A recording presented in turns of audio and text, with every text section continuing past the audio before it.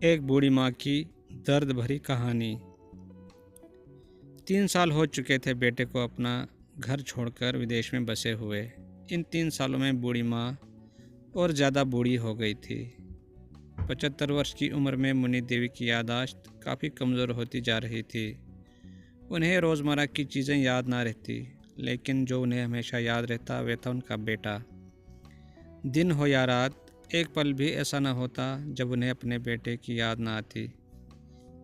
दूसरी तरफ बेटा था जो साल भर में एक आध बार अपने माँ को फ़ोन कर लिया करता और 1-2 मिनट से ज़्यादा बातें भी ना किया करता। फिर भी ये बूढ़ी माँ टकटकी लगाए अपने बेटे का इंतज़ार करती रहती। एक दिन बेटे का विदेश से फ़ोन आया। हेलो हेलो, सुन रही हो ना माँ? अनिल बोल रहा हूँ, तुम्हारा बेटा। कैसी हो माँ? मैं ठीक हूँ बेटा, तुम और बहू और मेरा पोता कैसे हैं? माँ ने पूछा। सब अच्छे हैं माँ, मैं अगले हफ्ते गांव आ रहा हूँ तुम्हें लेने। अब हम सब साथ में ही लंदन में रहेंगे। तुम्हारी बहू कह रही थी माँ को यहाँ पर लेकर आओ, बेचारी अकेली वहाँ परेशान होती होगी, बेटे ने कहा। माँ की बूढ़ी सूखी आंखें आंसू से भीग गई।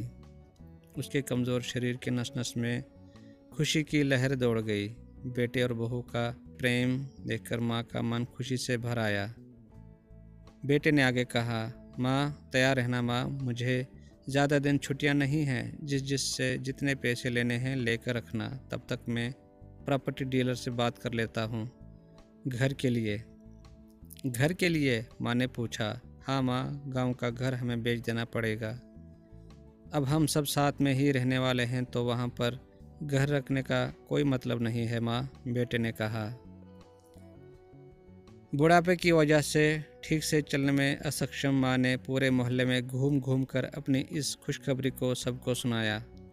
सभी को खुशी हुई। सबको लगा माँ जी के आखिरी दिन अपने परिवार के साथ खुशी से बीत जाएंगे। घर वापस आकर माँ ने अपने घर के कोने कोने को ऐसे देखा जैसे वह अपने दूसरे बेटे को देख रही हो।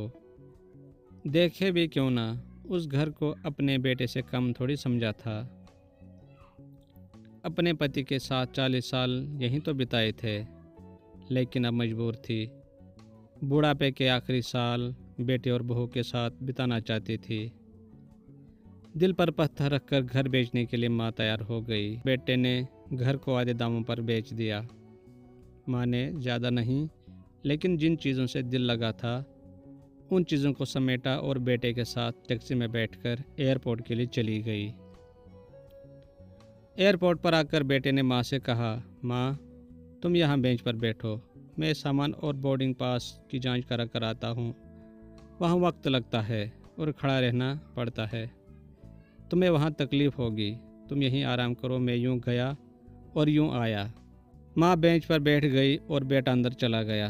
काफ़ी समय हो गया, बेटा वापस नहीं लौटा।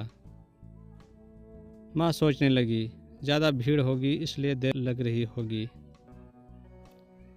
अंधेरा होने को आया, अब तो लोगों की चहलकदमी भी कम होने लगी। माँ को अब चिंता होने लगी। एक कर्मचारी ने आकर पूछा, किससे मिलना है माँ जी आपको? यहाँ पर क्यों बैठी है? डरती हुई आवाज़ में मुन्नी देवी बोली, मेरा बेटा अंदर सामान की जांच कराने गया है, लंदन जा रहे हैं हम। क्या नाम है माँ जी आपके बेटे का? कर्मचारी ने पूछा। अनिल नाम है मेरे बेटे का, मुन्नी देवी ने बताया। कर्मचारी अंदर गया और थोड़ी देर बाद बाहर लौटा। उसने मुन्नी देवी से कहा, माँ जी लंदन जाने वाली फ़्लाइट तो दोपहर में ही जा चुकी है और आपका बेटा भी उस फ्लाइट में बैठकर लंदन जा चुका है। अब आपके यहाँ बैठने का कोई मतलब नहीं है, आप ही अपने घर चली जाइए। क्या जा चुका है और मैं घर जाऊँ? माँ की आंखों से आंसू के सैलाब उठने लगे। जैसे तैसे माँ घर पहुँची, जो अब उसका था ही नहीं, बिक चुका था। वो वहीं बरामदे में तुलसी के पास हो गई। घर के नए मालिक को उस पर दया आई तो एक कमरा किराए पर उसको दे दिया। पेंशन के पैसों से खाना और किराए का बंदोबस्त हो जाता था। दिन बीतने लगे। कुछ दिनों बाद घर के नए मालिक ने मुन्नी देवी से कहा, माँ जी, आप अपने रिश्तेदारों के यहाँ पर जाकर क्यों नहीं रहती? इस उम्र में आपके लिए वही अच्छा होगा। अच्छा तो होगा, लेकिन अगर मेरा बेटा वापस आया तो उसका ख्याल कौन रखेगा? मेरा बेटा बहुत भोला है, उसे अपना ख्याल रखना बिल्कुल नहीं आता। मैं कहीं नहीं जाऊंगी, क्या पता कब उसे मेरी ज़रूरत पड़ जाए, माँ ने कहा।